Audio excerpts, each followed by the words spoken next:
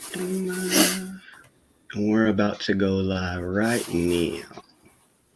I think we are live. We're technically live. People are joining in right now. I'm about to retweet it.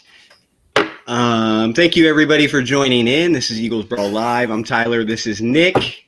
And we are just going to talk some football today. Talk some Eagles, talk some Birds, talk about Wentz, talk about Roseman, talk about Peterson, and all the issues going on. Nick, how are you, man? I'm good, man. I have no complaints. I mean, the world outside of the house is getting pretty ugly, whether it's football or just the world in general. But inside, I'm pretty comfortable. Can't complain. There you go. So for anybody who doesn't know, so obviously you're.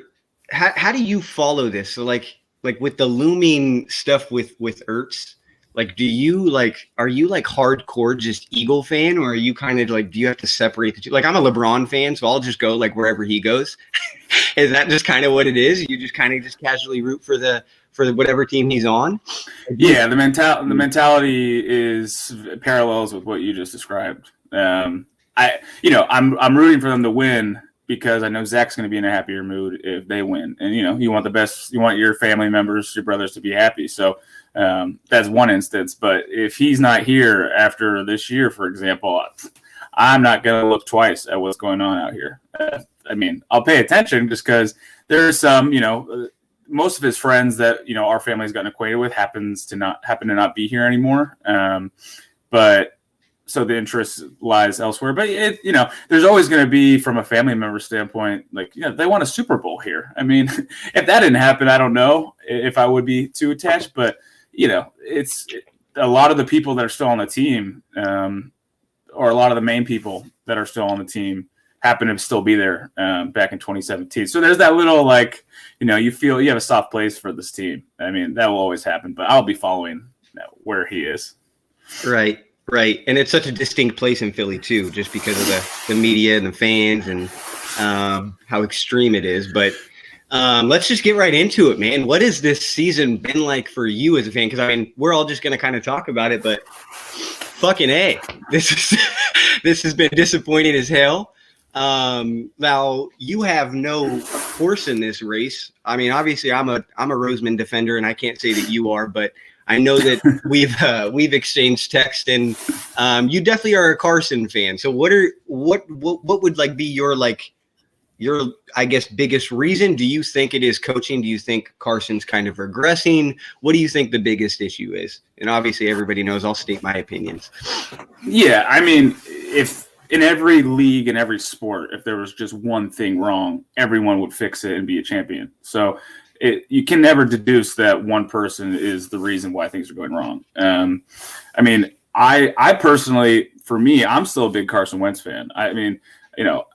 Even when he has a perfect quarterback rating, but he misses Zach on one play, I'm going to be like, oh, he sucks. But that's kind of a joke. It's just I want Zach to get fed the ball, and I think he rightfully so deserves to get fed the ball. There are instances like that in the past, but this year it's obviously when I watch him, it's more of a fan because Zach's not involved. So I'm a fan of the team versus Zach. And I think it's a multiplicity of everything. I think I know your stance before this really started to unravel was Howie is one of the best general managers in the league, and I totally agree. You can't do what he's done and not be one of the best. I think he would get a job immediately if he got fired. And again, my intellect of football does not go to where others do. I'm a law student. I'm not really delving deep into it, but I do think he'd get a job pretty easily. I think the drafting to me is my biggest that's scary. What has happened since Zach and Lane's draft in 2013 is kind of freaky numbers in terms of the amount of people that are still here and that have participated in any of their wins. That to me is either you get someone else. It's kind of it's the Doug Peterson thing. Is it play calling? And if so, I think he's very respected, to be honest. Within the locker room. I don't think he's lost it, the locker room. I think people enjoy him as a head coach, but, wins bring more, love and togetherness for the team. So do they need a new play caller, but still keep Doug? It's that's where I'm at, where I'm just like, which one is it? I don't think you get rid of Carson, dead cap or not, for the next 2 years. You don't get rid of him. I think he was in a for some reason the consensus last year was not that he was really good, and I don't know how you can make that determination. Take statistics away, he was very talented. He looked very good last year, given what he's been given, and it's not that great. I mean, it just hasn't been a fantastic list of weapons, and I wouldn't give up on the guy. I think people would hop at the chance to grab him. To me, I think if you were to rank the three, like as far as like how the overall 31 other teams view them, I think it would go Wentz, Roseman, Peterson, and whatever. I think Wentz is number one though, and I think he's just the easiest to build around. And I mean, we've seen it for 5 years or 4 years. I mean, even his rookie year, they won 7 games, and he had it like a 16-14. Touchdown to interception ratio, but we still saw what he provided.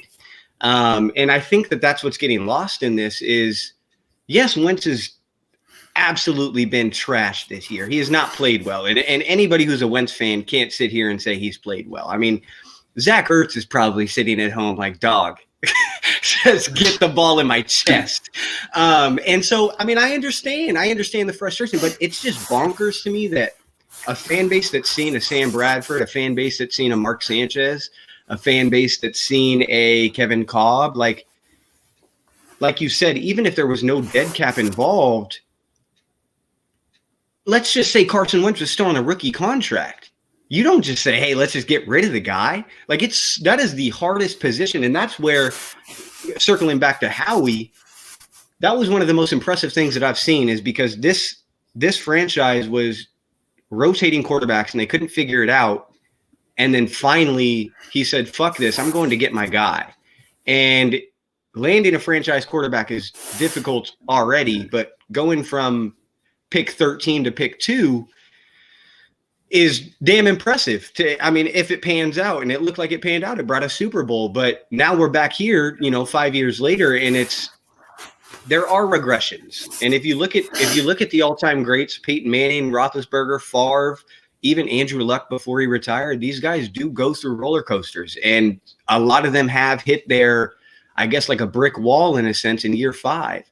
And so it's scary because you do see guys like a Mitchell Trubisky and other guys around the league who regress and they never recover from it. But anybody who's willing to just move on from a guy after a 10-game sample size is just nuts to me.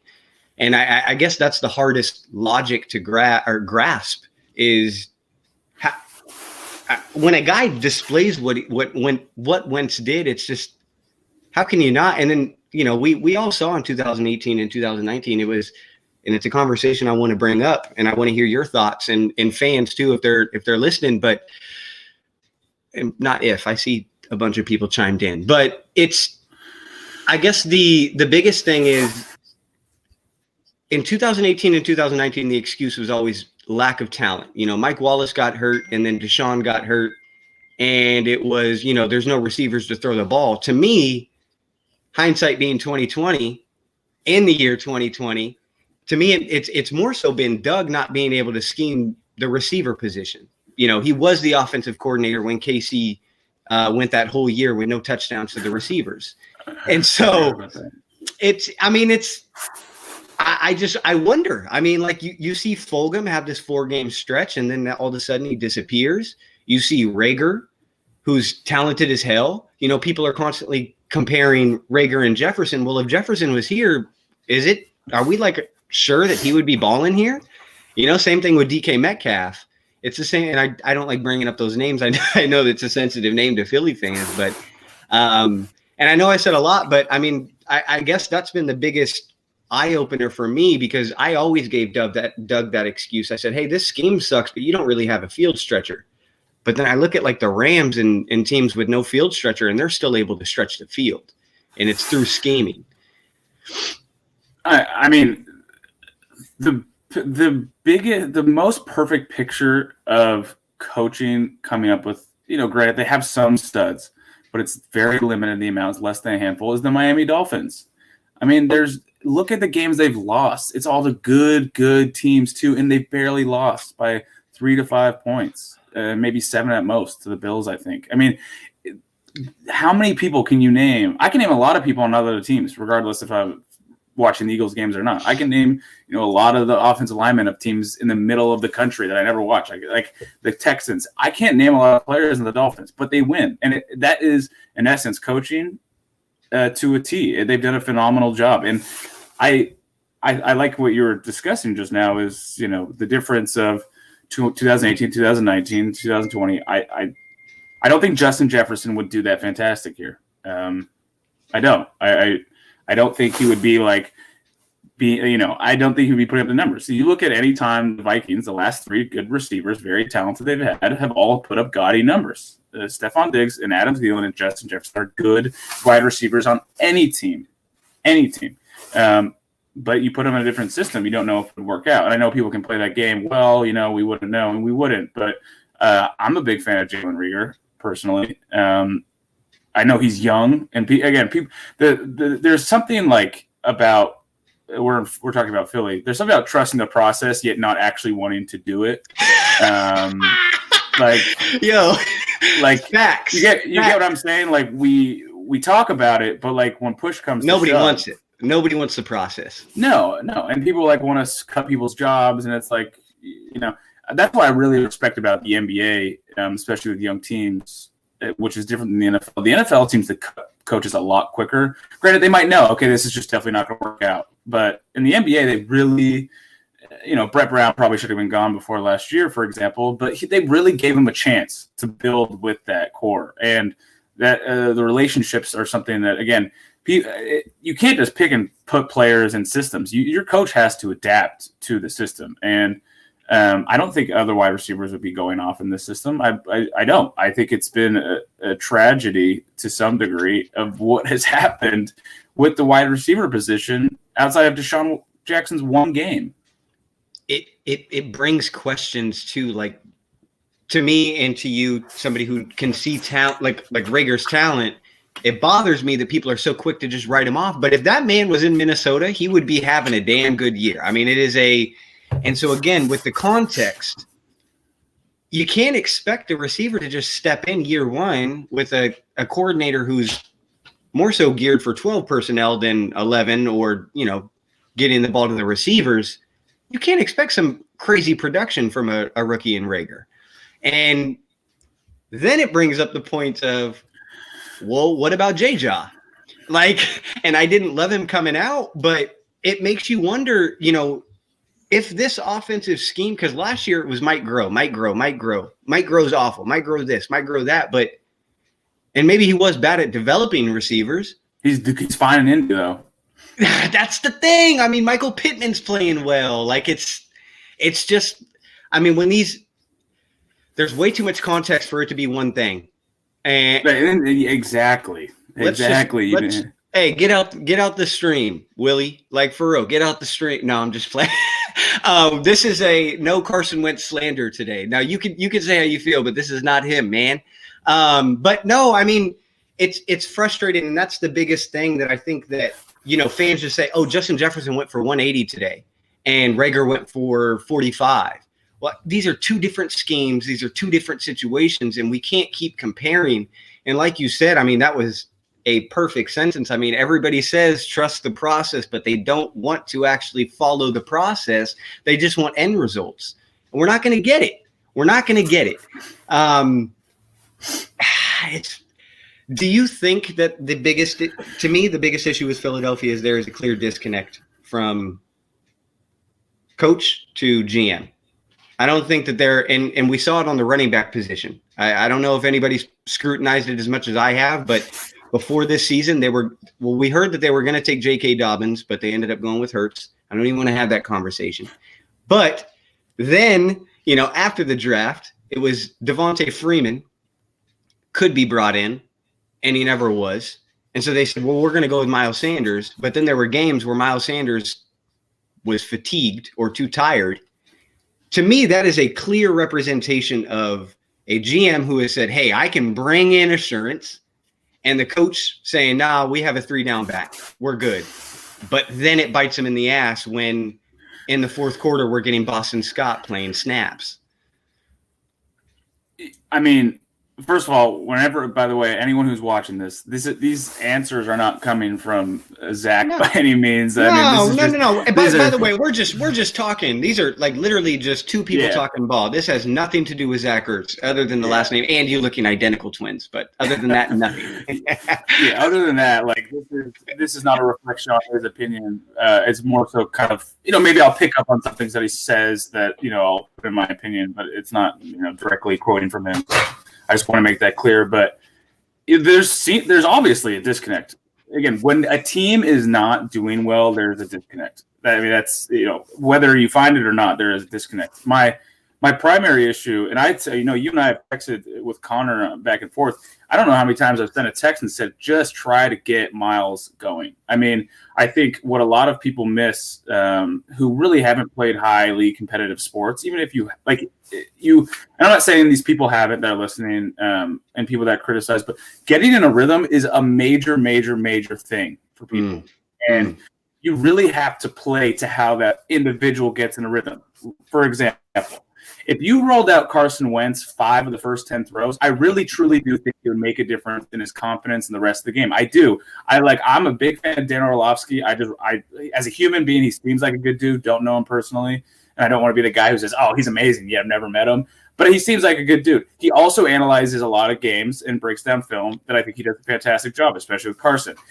Let's say another example. If you had Zach block in the first 10 plays, first 10, you really think he's in a rhythm? What about the first 20? What about in the first half he didn't have a target? The rhythm of a player like Miles, like the fact that the first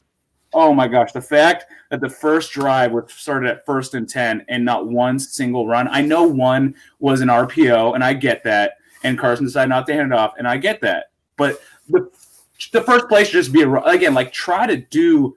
You don't draft a guy in the second round who's obviously very talented. I mean, I'm not going to sit here and say he's the top 5 or top. I mean, people have this screw loose when it comes to, they're not top 10 in fantasy, so they must not be top 10 in real life. I don't know where people get that from. Fantasy football players. Yeah, it's ridiculous though. I mean, I love fantasy football too, but you have to and you have echoed this throughout, is there's so much more to a story. Statistics, for example, numbers do lie for a lot of things. I hit that show, that title of that show always pissed me off. I never watched it, but it was Numbers Don't Lie. I was like, yeah, they do. Mm-hmm.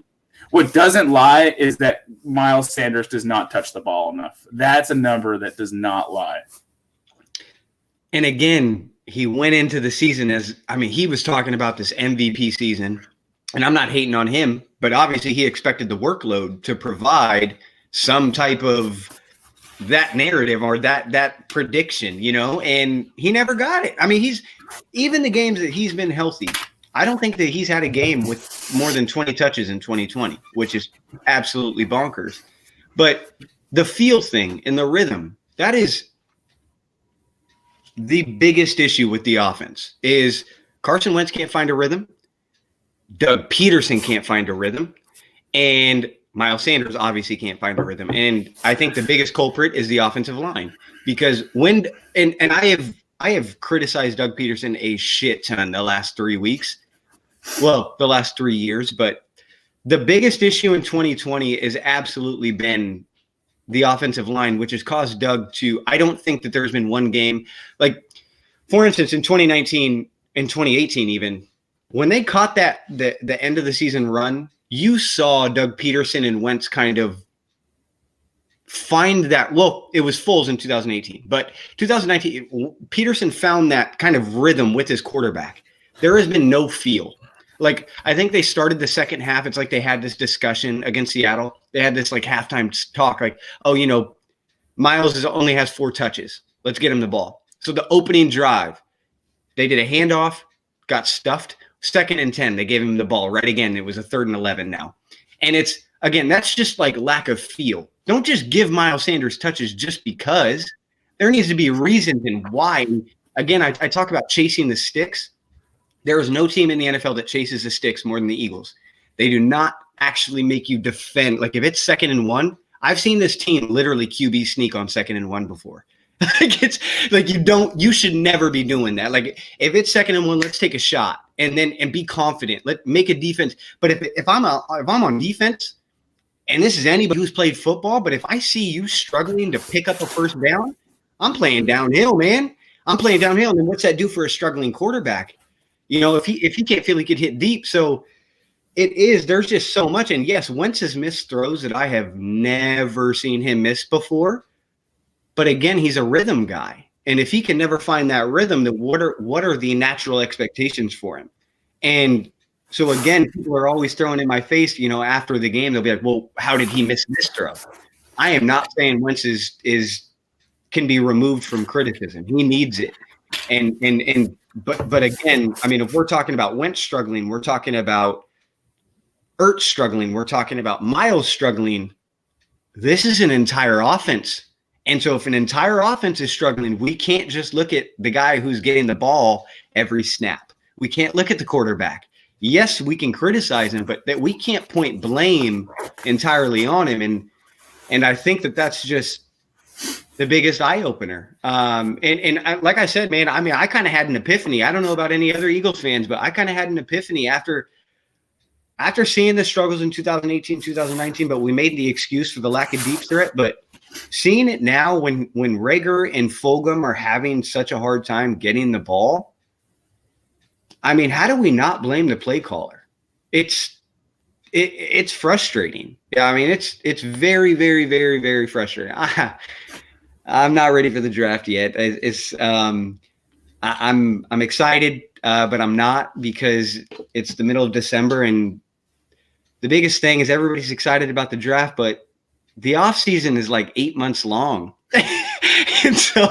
And so like when the season's here, I'm going to hold out hope, even though I don't know what's best for this franchise. Let me ask you this, Nick. What do you think's best?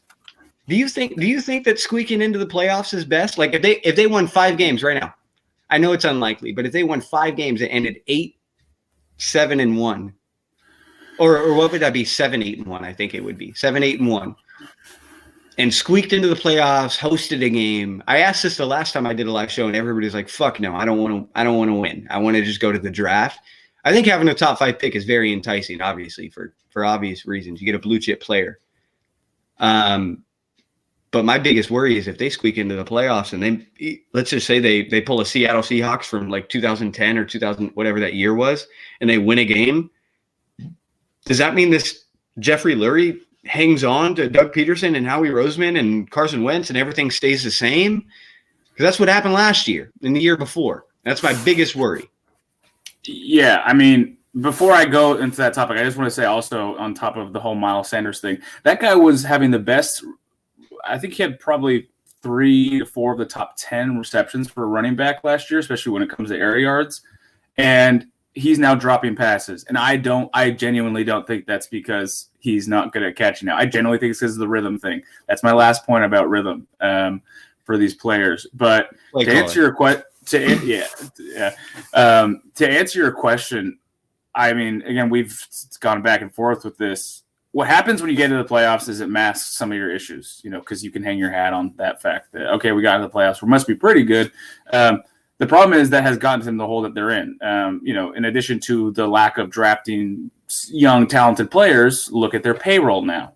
There's a reason they have such a high salary cap hit next year, because they've had to compensate for every position they've missed. And they've done some things unrationally, like paying, some older receivers. And that Zach falls into that factor of, if you want to rebuild, and I genuinely mean this, and I don't think Zach would be upset if I said this, like, if you genuinely want to rebuild, paying Zach would not be the smartest move, nor would, you have to make the decision. Again, when it comes to their salary cap situation, I think Zach is a great, quote unquote, safety blanket for any quarterback in the league. I think all 32, outside of, maybe the 2 teams that already have great tight ends. I know some people think Zach's like the worst tight end on the planet now for some reason. Trust me, he didn't just change overnight. There's a lot of underlying things that come, but outside of Kansas City, I'm not sure I'd put him on any other team. I mean, I think there's a lot of teams that he'd be on. My point is, if they won 8-7-1, I think that would be great for some things. I think I think Carson would love to get into the playoffs and play a full game. I think he would too. I think that'd do great for his confidence, especially if they played well, even if they didn't win. But I mean, here's the thing. I mean, if they squeaked into the playoffs, that means Wentz is playing well. Like that's kind of inevitable, right? You know, that's like true.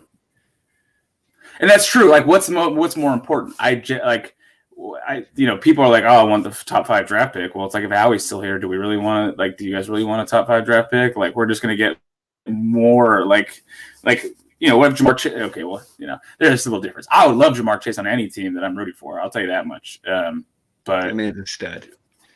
But it's a very interesting topic. I think they have to blow the whole thing up. And I've been like that for about 2 or 3 weeks now.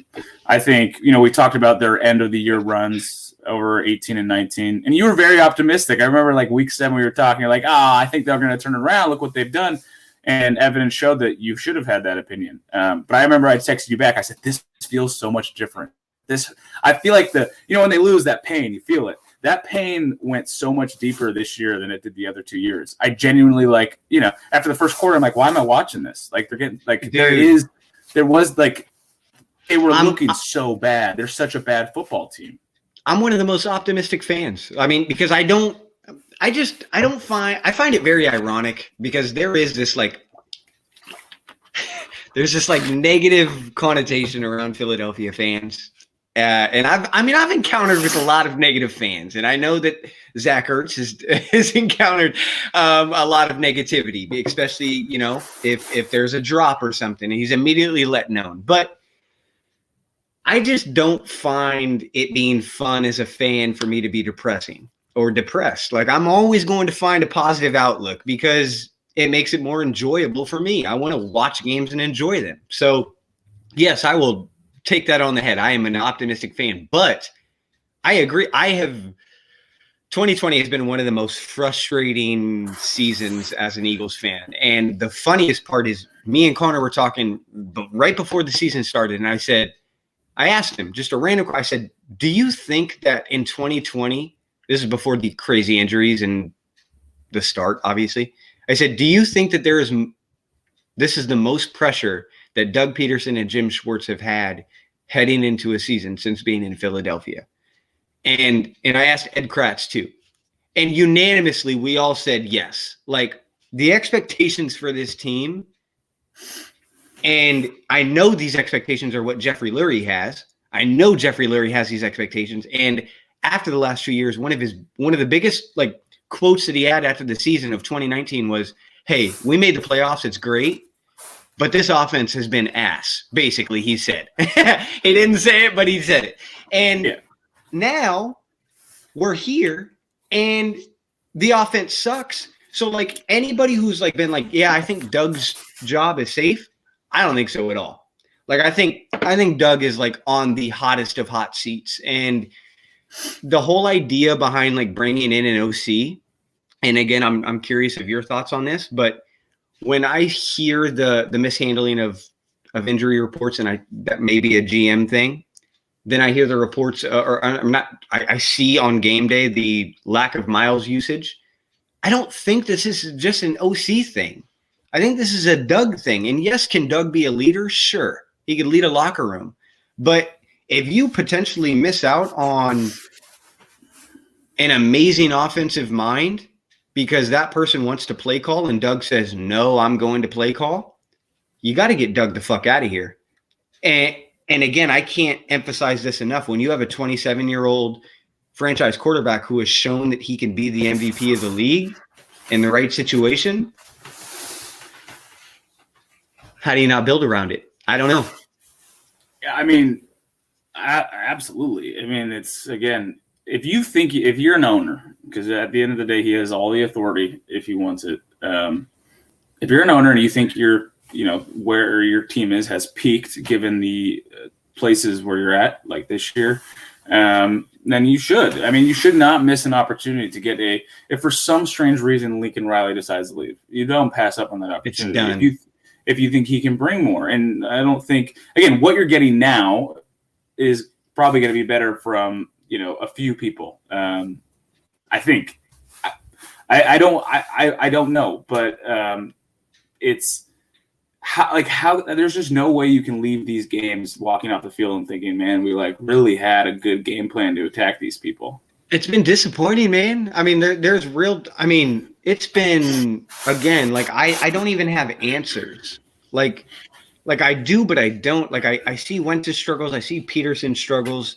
Obviously, Roseman. I mean, this is a trickle effect. There's no doubt about it. I mean, these are like three different things. And if this was happening in Dallas, I would be like tweeting about them and just laughing and saying like, yo, like you guys are just a dumpster fire. Like this is, well, they are, but yeah. Yeah. Right. And that's what's happened. And now it's happening in Philadelphia because it always comes full circle, doesn't it? And so it's just been nuts. I mean, again, and that was kind of the point I was getting at. I'm one of the most optimistic fans that you'll find from the Eagles fan base. And this has been one of the most tough seasons that I can remember. And we still have 5 more games, and I don't know.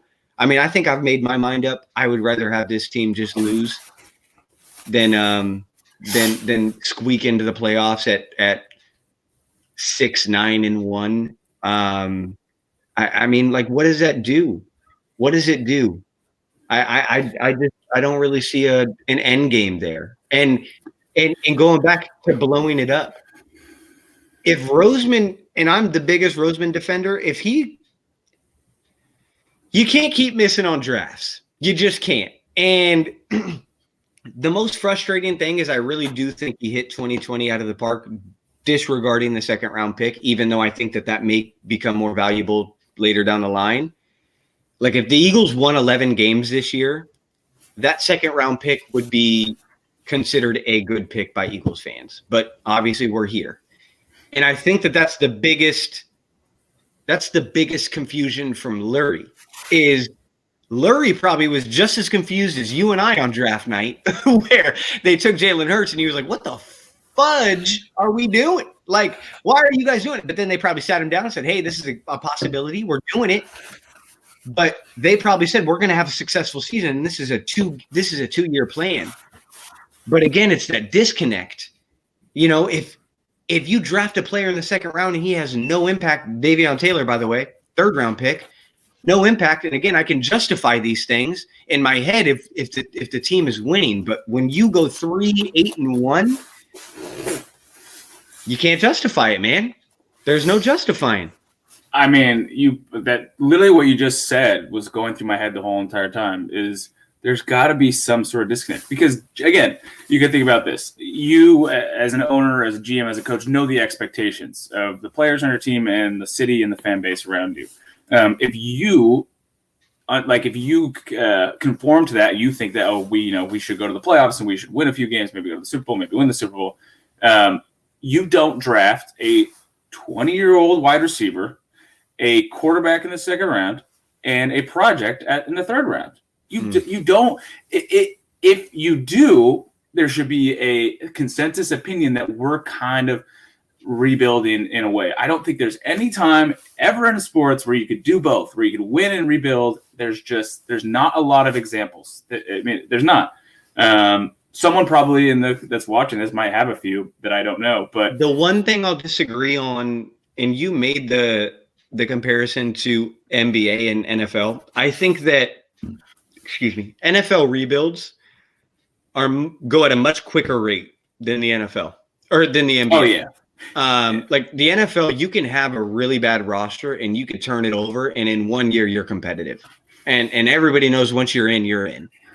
And I'll leave it at that. You can continue with your point. Sorry. Well, no, I mean, just to respond, I think you're right, and I also think you're right in the NBA. Well, you put LeBron James on my hometown team of the Lakers, and they win the finals. Build, man.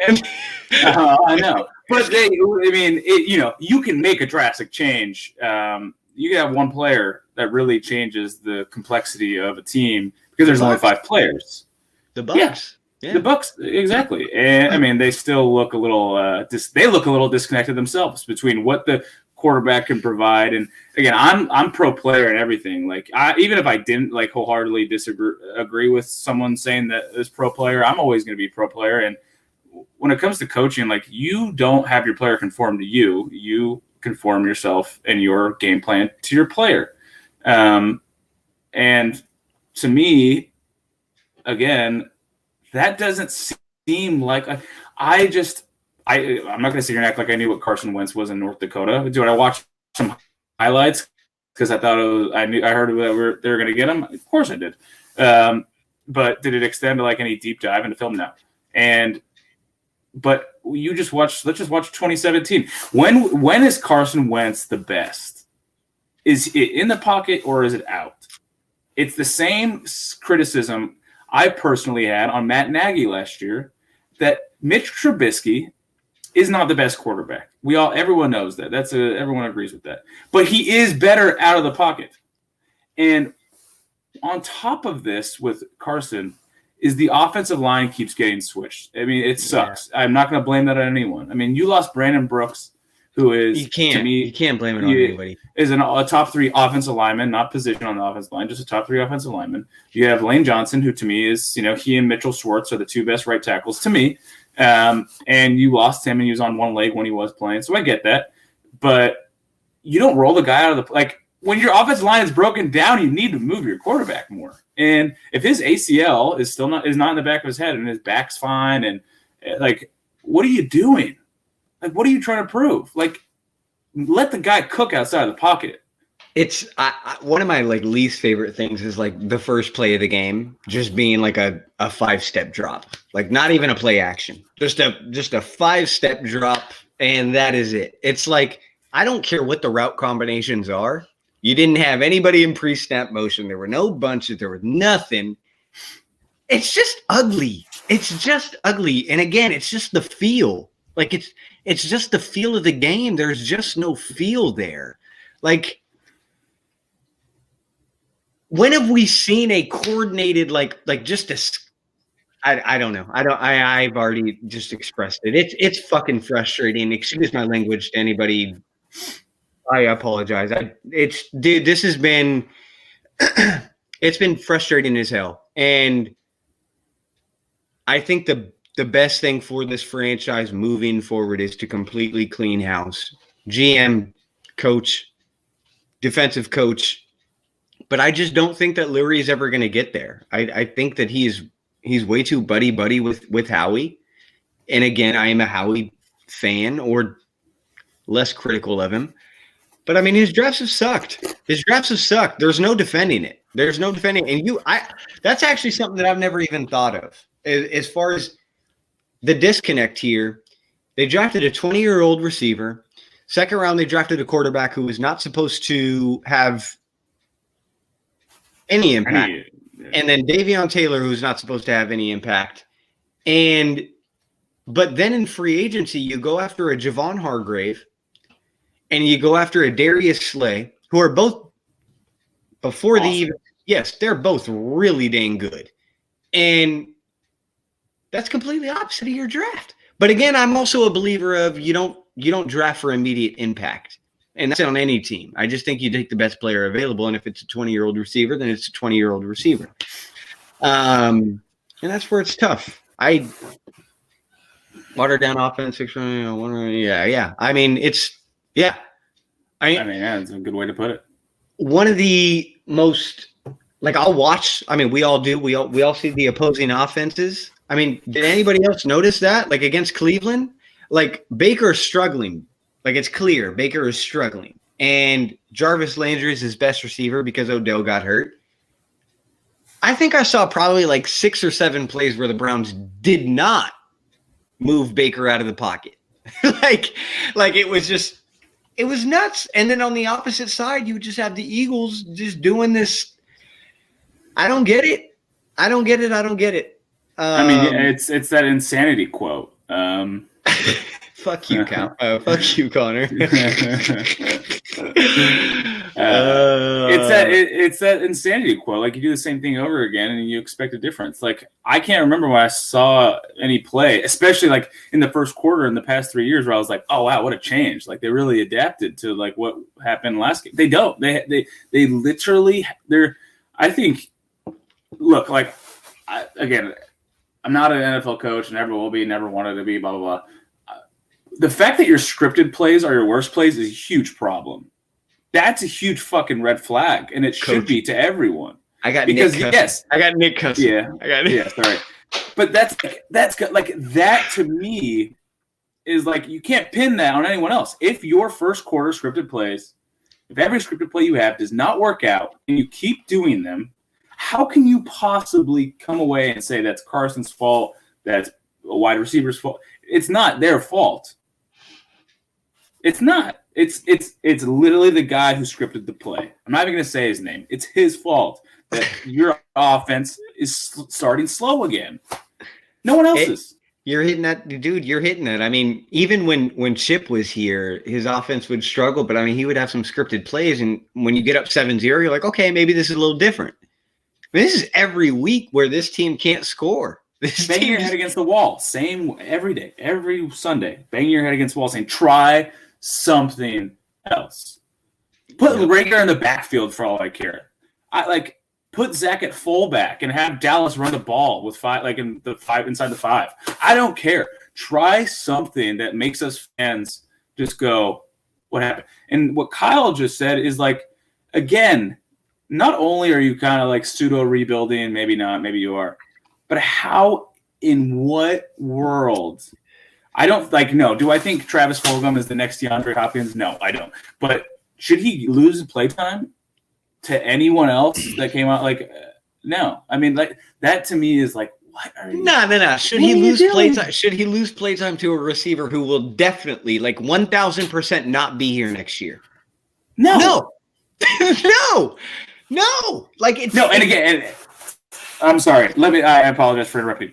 When I looked at the snap count of wide receivers after last week's game, I was like, how again, your quarterback is struggling. How is he going to get anything going relationship-wise with anyone outside? Because everyone else is new out there besides Dallas Goedert. And when Zach comes back, most likely this week, how are you going to get any chemistry with the guys if you're having them in for 50% of the time each? That's the most asinine thing I've ever. I'm like, even like David Moore, who had a touchdown, for example. He might not be maybe the third best receiver on their team, but they don't throw in another one in there, sprinkling them in. It's just that to me is like chemistry issues are pure here. You would play each wide receiver. You would think a ex-QB, and not that Doug ever had great success, but you would think that a ex-QB would understand that chemistry between two was important. And we all know that Wentz and Ertz have a connection, and Alshon got upset about it and got his panties in a bunch and went to Josina and bitched about it. But so a QB finding chemistry with the receiver is everything. And so you see this connection start to form with Fulgham and Wentz.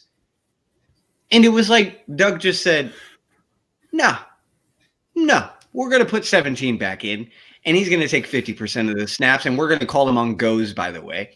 When does Alshon want to go? When does he want a streak? When was the last time Alshon Jeffrey won a go route?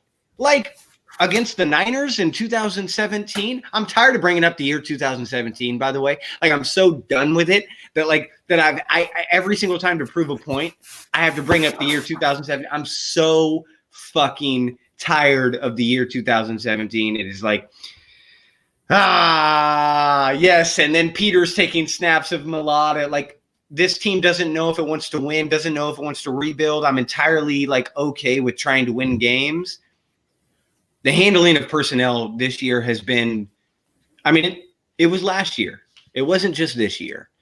It was last year. It was the year before. It was just, again, feel. I think Doug lacks a feel for a game. And I think the biggest thing is 2017, 2018, and 2019, there has always been a run game that has been found.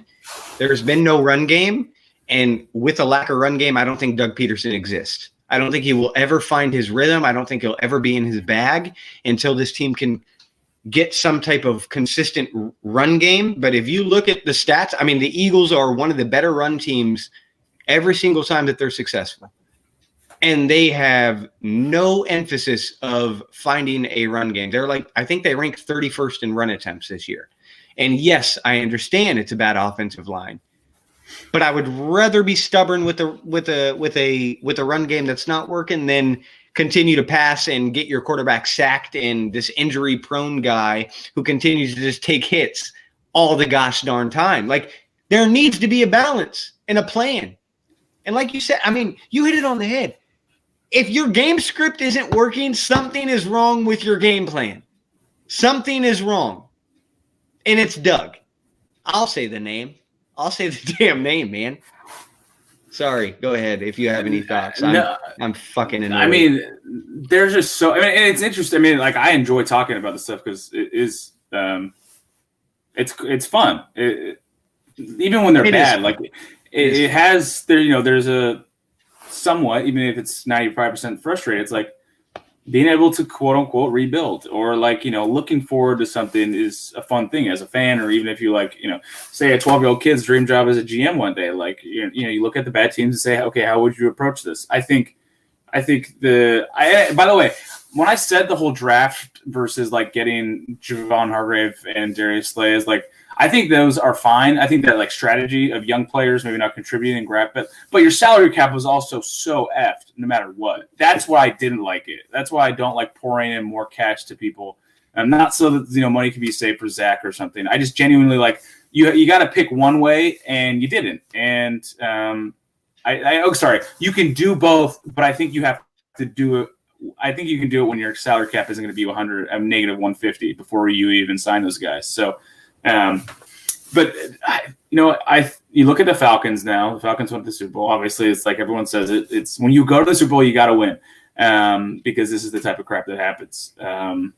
But I think if you look at it, it's like you try to figure out, why would you play JP over Mailata? Why would you play Alshon over Fulgham? They're not part of the future. Everyone knows that. Why is Greg Ward getting – I love Greg Ward. Why is Greg Ward getting snaps over Rager and Fulgham? There were literally snaps of Greg Ward and Alshon Jeffrey on two wide receiver sets. And I'm a big fan of Greg Ward myself, but I agree with that. I agree with that sentiment. And it's like and this is more of a hypothesis, is their egos are too big. Doug and Howie have this, like, whether it's them together or separately, they try to prove a point that their decisions were right, and they have bitten them in the ass all season. It's like I don't think a single GM and coach out of the other 31 teams would be playing Jason Peters over a young guy that, like, everyone has thought of well. And, like, we talk about the offensive line and the running back. It's like, just give it a try. Like, I get your offensive line is screwed, but just, like, do something different, right? It's so insane. But again, it's like, are you guys trying to prove a point? I mean, I have that conspiracy theory that they try to take in the first couple of weeks. I know Zach had a drop against the Washington Redskins or the Washington football team in the first week on an important down. I get it. He gets it. We all do. By the way, fans, we all, like, understand when something bad happens. Like, you don't have to 2,000 of you tweet, "Oh my gosh, I can't believe he dropped that ball," or like half the people saying, "Zach, if you want that contract, you should probably catch that." It's like, okay, I can't believe you declined a contract past November. Oh my god! I know. I'm like, I can't believe before the market was going to move 70%, you decided not to take a deal. I'm like, what is going on here? And how do you guys not comprehend the movement of markets in football, or in general, the movement of markets? And then again, it's like, okay, drop the pass. I literally have that conspiracy that Howie was trying to prove a point that we can be fine without you, so we're going to feature Dallas more. I honestly do think that. Like, you couldn't convince me otherwise that they didn't have a plan. After Zach got a touchdown against the first touchdown of the season, that was not meant for him. He was like the fourth read, I think. And I don't think he was the main read much. Right, J-Job was the first read. That's nuts. He was. And again, it's like the ego thing gets in the way of trying to prove. It's like, no, dude, you just got it wrong. Like, I love when teams just say, you know what, we got it wrong. But instead they try to, like, patch things up in other, like, how does the linebacker position look like it does? I guess I know they fell on their ass again, like Travis Fulgham with Alex Singleton, but that wasn't on purpose. They just, he just happened to be a really good run stopper. TJ Edwards is a really good run stopper. But how do you neglect a position? And again, the disconnect too. I mean, they had LJ Fort here in camp last year. balling. And they cut him. And that Cut him. Like that does not fall on the GM. That is coaches letting the GM know this guy looks bad in practice. This guy looks bad. We don't need him. We don't need a role for him. What is a GM supposed to do? Yes, I'm finding it. I will find any time I can defend Howie. I will. I think that this coaching staff is really bad. I think that it's just really, really, really bad. But here's the crappy part. Jim Schwartz is in his bag right now. He's put together 2 really, really, really good performances. And this is what Jim Schwartz does, by the way. This has happened every single year. He finds his rhythm at the end of the year. He's got a bunch of new players. I don't blame him. I mean, besides Fletcher Cox and BG, okay. I mean, let's talk about this. I'll give them credit where it's due. They do a fantastic job with the line. I think Josh Sweat on another team where he got full snaps would be fantastic. I think if DB was injured less, he would be Derek great. Barnett's going to go get paid somewhere, and he's going to be a solid-ass starter. I mean, he's going to be I'll give them credit where it's due. They've done a great job with the offensive line. The 2 most important, for me, the offensive line, I didn't know quarterback, everyone would say, but you can see teams with a subpar quarterback do really well against a good offensive line when he's not touched. So it's I give them that credit that they do good. So, Jim Schwartz, like you said, he kind of does this every year, but he also, there's a lot of new players. I'll give Doug Peterson that, that little bit that there's new players, but week 13, you're still doing the same thing. It's, and you Kamu, LJ Fort's the worst example because you guys had him. He wasn't an expiring contract, anything like that. Kamu comes in, in his role does well. Kamu wants a bigger role, and he only wanted $2 million, and you just let him walk, and he's doing a great job in Miami. I mean, it's definitely strange how these people. I mean, we miss Michael. I know Michael Kendrick has a funny story, obviously now, of why he's no longer playing, but he was a fantastic pick when it came to the modern day linebacker that you need. He was a great pass defender, and I don't think anyone would disagree with that. But the most ironic thing is he ended up being really bad in coverage. Yeah, but well, it's the effort itself that if they keep how I wouldn't. I don't know how I feel about that. I don't feel as bad about that as a new offensive mind, to be honest. See, but then, again, we're going back to I just want to clean house. Yeah. I mean, because the problem with this, and I'm not even saying that Connor wants this because I don't think that I've ever heard him have this Jim Boy is Howie's body. I don't know. I mean, for the defensive side, sure, especially for the middle linebacker position. But what's best for this team is to just move forward. That way, because if you keep guys, then in 2 years, if this team is struggling, it's going to be who do we blame? Do we blame this guy? Do we blame this guy? This is why I'm very on board. But I don't know if I think. You ever meet somebody who just is scared to be alone? They stay with somebody in a toxic relationship because they refuse to move on. I think that is Lurie and Howie. And I think that Lurie is very scared to operate this team without Howie Roseman. And I think it's yes, I want my owner to be hands-on, but I don't want him to be Jerry Jones. And there needs to be a fine line. And so Jeffrey Lurie, when he needs to, he puts his foot down. But Lurie needs to know when the fuck to move on and say, I need a new general manager. I need a new head coach. I need a new defensive coach. And that is it. But if you keep Howie here, if you clean house and you keep Howie here, that means the excuses are going to continue. If Howie has a bad draft, it'll be, well, this defensive coordinator wanted this. Or this offensive coordinator wanted this. If you clean house, you know exactly who to blame and when to blame. You bring in Louis Riddick, you bring in and you say, hey, I want you to hire your new head coach. I want you to hire your new defensive coordinator. Then things can start to, and then if something fucks up, you know exactly who to blame. But right now, I think that when something fucks up, Howie says, wasn't me. It was a defensive coordinator. We need to get him out. And I think that that's an issue. No, that's a great. I mean, I think it's a great point. And we think about the morale of a team with underlying issues with coaches that have been here. I'm with you. I think it's better to clean house than to. I don't know the relationship of Lori and Howie like you guys have gotten from other people that you guys talk with, especially on this channel. But I do think it's better to do so, to basically just clean the whole house out and keep the players that you want to. I think it's better to let go of the players that you guys have, the city has such a good relationship with and loves. It's weird. I know I criticize his drafting, but at the same time, it's like Jordan Hicks goes off and does something. He was second in the league in tackles last year. I know he had injury issues. He was a monster when he was healthy here.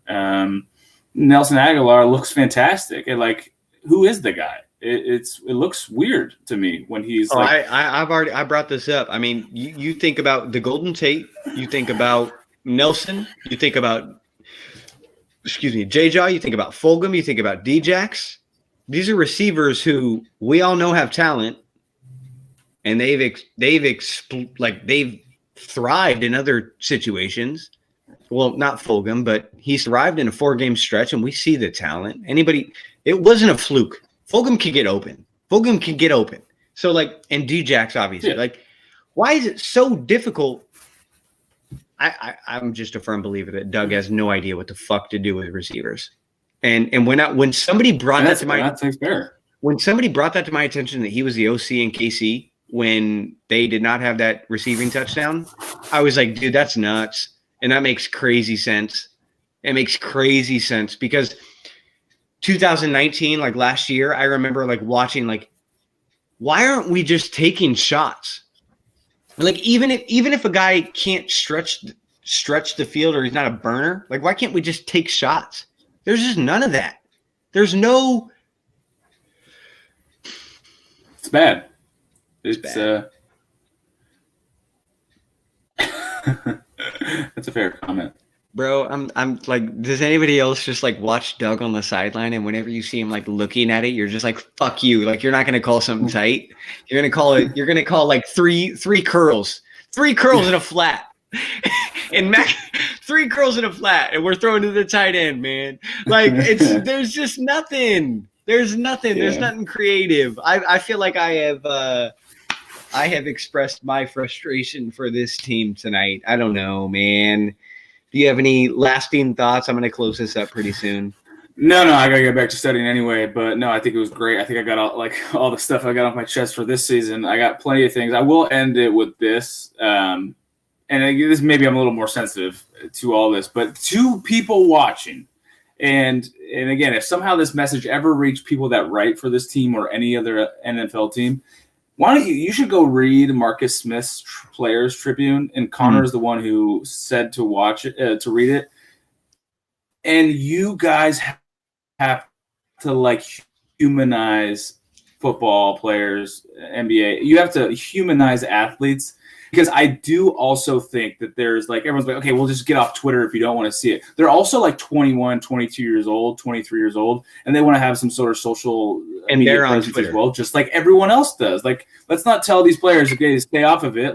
They should, while they're on Twitter saying, get these 20-year-olds off. It's they want to be kids too. They're kids. And they come into the city, and I think that plays a big part in why some of these younger draft picks aren't successful. You're literally destroying these young kids that just went from college and went to a whole new city, and your first thing to think of is to destroy these kids. These reporters, when you write an article, think about the humanity of the person you're criticizing. Don't be such, excuse my language, a fucking asshole every time you press send and put it on the internet. It's just, again, they're kids. There's 55-year-old men talking about, and they the impact that their writing has. They don't understand that the written word really impacts people in general, but the young mind does not have the capability of detaching that stuff, and they're going to be sensitive. We're not to do the whole but we're a more sensitive generation of people. It is the case. We're more sensitive, like it's just how it works. And these older people that are just fucking hounding young kids is disgusting. And I really hope that you guys who are listening aren't on Twitter doing the same thing to these young kids, because they see it, by the way, and it's not something that you should be doing. I mean, dude, like, thank you. Like, we didn't talk about this. This was not like we had no plan going into this show. We just said we would let it flow. I just had it said. No, this is awesome, dog. First of all, we did an hour show and we had like literally no like plan. We just said, hey, we're gonna rock into this. And you are like preaching for like the morality. Like, there is morality into this, and there is humanity into this, and there needs to be, before you have this story that you think is going to hit, understand that somebody's life could be impacted by this. Marcus Smith, who I never liked as a player, he didn't know he would go in the first round. That man was at a bar during the draft and was like, oh shit, I got drafted. I have no idea. Like, what is happening?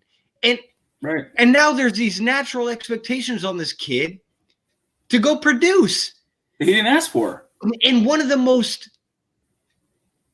high expectation cities for a rookie, because they're like, hey, we suck. We want you to produce for us. And because we suck, we want you to produce for us, even if you're not equipped. Dude, you hit that on the head. I mean, it is. Like, be better. All the media. And I sent out a tweet earlier this week. I mean, Philly media just needs blown up. Like, they need blown up because there are too many journalists who are not actually, they're actually journalists and they have no idea what sports are. They're people who went to college. They got their idea on how to write stories and stuff, get reactions, but they have no idea. Oh man, look at this. You're going to love this. Hold on. We got Lisa Ertz in here. Let's go. What's up, mama? It's just, I'm tired of it, man. I mean, like, we can criticize, but we could also be respectful. And I think that the respect thing has been swept under the rug, and there's none of that. And I think a lot of people are so quick to judge and so quick to send out their opinions, and they don't think about the backlash. But I mean, anybody who said, or I mean, Nick mentioned it. I mean, Marcus Smith, he had a Players Tribune, and he wrote about being suicidal in it. I mean, that's the most serious it can fucking get. Like, we're talking about lives here. We're talking about, I mean, that is serious, and we got to get better. I mean, we have to be better. Yes, like, I understand we're all passionate. I want the Eagles to win more than anybody else. Shut the fuck up. People struggle. Players struggle.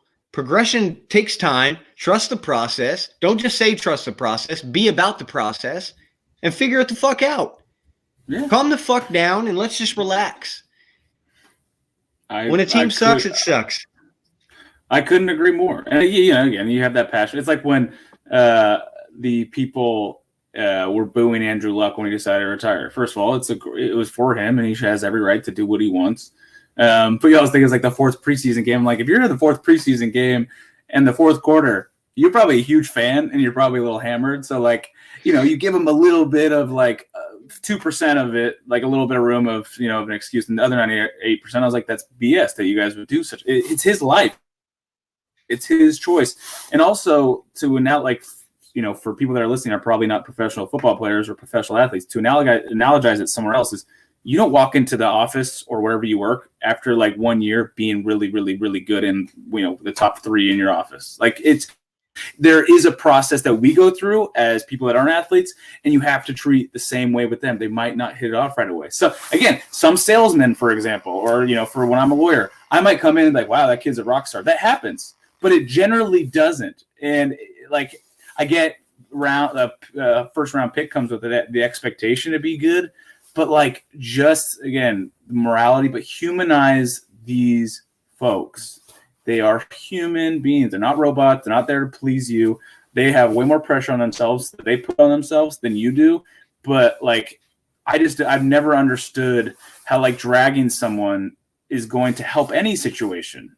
It just doesn't. Like, I don't know what are you guys trying to get out of it? If you need to, talk to your pillow and tell them how frustrated you are that blah, blah, blah dropped a pass or they drafted the wrong person. But seriously, it's like I can't, like, the world now, and I'm not going to get into politics, but this is what's transpired over the past 4 years, more so than ever, and it's nauseating. Like, everyone, your opinions of people that, like Kyle just said, cyberbullying, like, everyone's like, oh, they make a ton of money. Well, guess what? That doesn't matter. They're still human beings. Like, people make all these excuses for why they should take the heat that they get. They're also better at their profession than you'll ever than be you at are. yours. And so, like these, yeah. If there's 32 starting tight ends in the NFL, that means you are one of 32 of the best in the whole entire world at what you do. Imagine if you're in the top 3 according to fans, or the top 2, or in my heart, number 1. That means you are the best at what you do in the whole entire world. No one in the world exists what you can do. No one can replace it. And you guys are sitting there criticizing him, and what? Because your fantasy team lost by a couple points. Like, what is it? Like, who cares? Get over it. Like the Marquez Valdez-Scantling. Like, he got death threats because he fumbled the ball. I'm like, are you serious? You don't have any other worries in your life? Like, that's what you think you should use with your time? So, I don't know. Pick the fights that you should pick. And that, with NFL players and their emotions, is not one of them. Sorry. I'm done. No, don't apologize for anything that you just said. I'm not going to have anything more heartfelt or anything that is more important than what Nick just said. So we're going to end this broadcast. And I appreciate you guys all joining me. And we're going to try and make this a weekly thing where we just get out our thoughts. We're not going to have a plan or anything, and we'll just be talking birds. Hopefully the season ends a little bit better. Go Birds. Hopefully. See you guys. Thank you.